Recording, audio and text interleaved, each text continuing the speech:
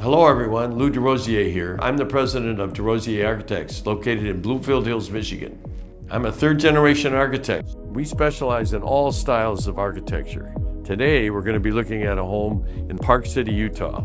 This house, being located in the high desert, had this phenomenal view across the valley at the ski area of Park City. So we took great advantage of that with our Big Bang theory, where we walk in the home and there it is, 30 feet of pure glass that looks like you own those mountains.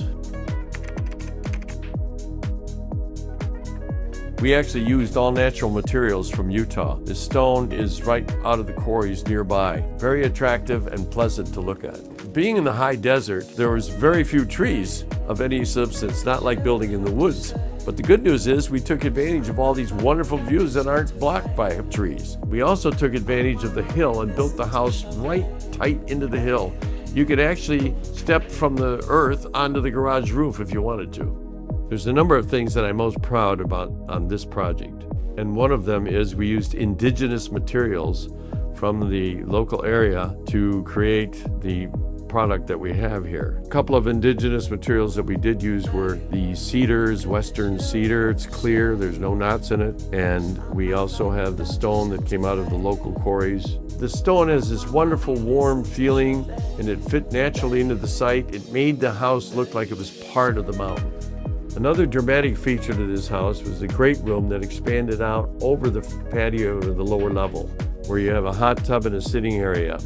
We definitely make an effort to cover these areas so that people feel warm and cozy during the inclement weather and the cool evenings. We try to be practical with all of our layouts, and I find it's very important to have the wine in the areas that you live.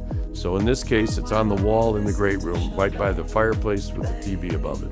One of the ways we were able to pacify the homeowners association here, which was quite strong, was to put stone columns where columns weren't necessary, but they wanted them to have a look to give it that sort of miner's construction look. The irony was we didn't need them at all, and that these decks were all cantilevered out, floating in midair. So knowing they had all these restrictions, our goal was to get away from this mining town aesthetic and create a more horizontal home, taking advantage of all these great views. And we were able to do that with some work, but we accomplished that goal. So the home that we created stands out amongst this giant group of mining type structures. And it's a pleasure to see it there all on its own. The large expansive overhangs that all of our homes have were especially important to this house because to keep the sun from penetrating too deeply. This western sun is quite powerful and we wanted to make sure you were protected from it. Because this isn't a famous ski area, this house was designed to have more than one family staying in it at one time or another.